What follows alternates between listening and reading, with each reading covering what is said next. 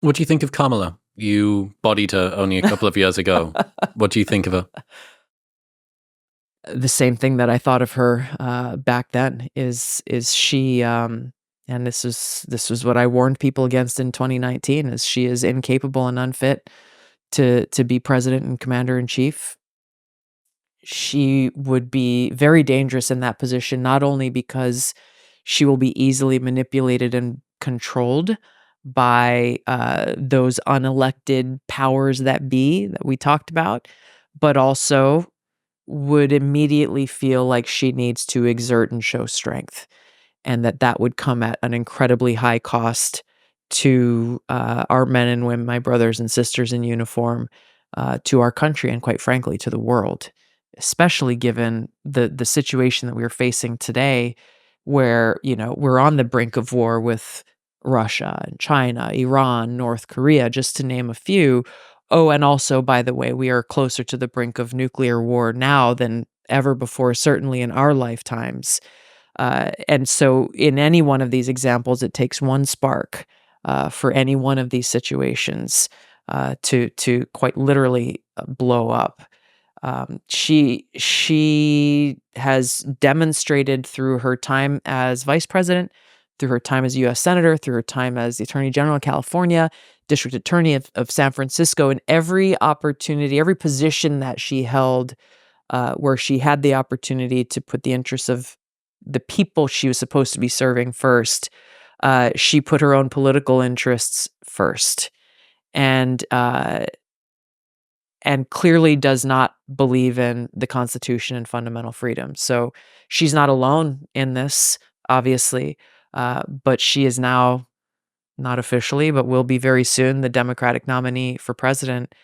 And we as voters should not allow the political food fight that's going to go on to get in the way of actually knowing the facts of her record and her failed record, and how dangerous she would be in that position. Is she smart? I would not say so. I don't know if smart's the right word. Intelligent? No. She is a very calculating person. And so perhaps smart in her calculations that have gotten her to this point. If there is a big problem with the potential of Kamala being the Democratic nominee, you can wave a wand, you could be God. Who would you want to see instead? Well, I ran for president on the Democratic ticket. And who would you put as a VP? I don't, and I'm speaking in today's context. I don't know, and here's why. The Democratic Party is vastly different even today than it was 4 years ago. Vastly different 4 years from 8 years, and so on. But the fact that not a single Democrat in the House of Representatives or the U.S. Senate, not a single one, has had the courage to stand up and call out the insanity of this whole, boys can be girls if they say they're girls. Not a single one.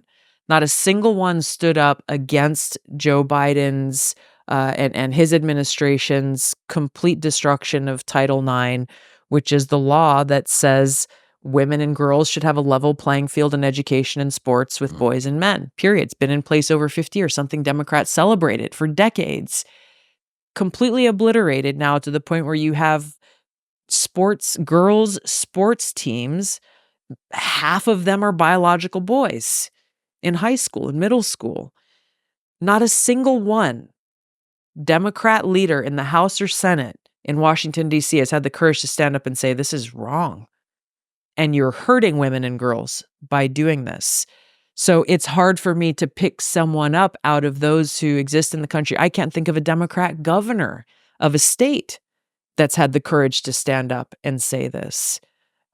So I don't have an answer for you, because we are at a time where I personally don't think that every one of them really believes that this is the right thing to do. They're sufficiently cowardly to go along with it. Exactly. And so what kind of leadership is that? It's not. It's the opposite. They're followers, and worse yet, care more about their political positioning, that they're willing to remain silent in something that is like just the most fundamentally, objectively true thing that exists. Yeah, that is not exactly a glowing comment on the squad that you've got to pick from. No. The literal squad and the broader squad. Correct. That is Both. that is correct. In other news, this episode is brought to you by Element. Let's be honest, water sucks. It is the broccoli of beverages. It's necessary, but boring. And most of the alternatives are filled with sugar or loads of ingredients that you can't pronounce. That's why Element is such a game changer. Element contains a science-backed electrolyte ratio of sodium, potassium, and magnesium with no sugar, no artificial ingredients, or any other junk. The reason that I've used it for over 3 years now, every single morning, is because it tastes phenomenal and it makes me feel great. It helps to regulate appetite, curb cravings, and improve my brain function. Best of all, they have a no BS, no questions asked refund policy. So if you do not like it for any reason, they will give you your money back and you don't even need to return the box. So you can try it completely risk-free. Right now, you can get a free sample pack of all 8 flavors with your first box by going to the link in the show notes below or heading to drinklmnt.com/modern wisdom. That's drinklmnt.com/modern wisdom. Thank you very much for tuning in. If you enjoyed that clip with Tulsi, you will love the full-length 2-hour-long podcast, which is available right here. Go on, press it.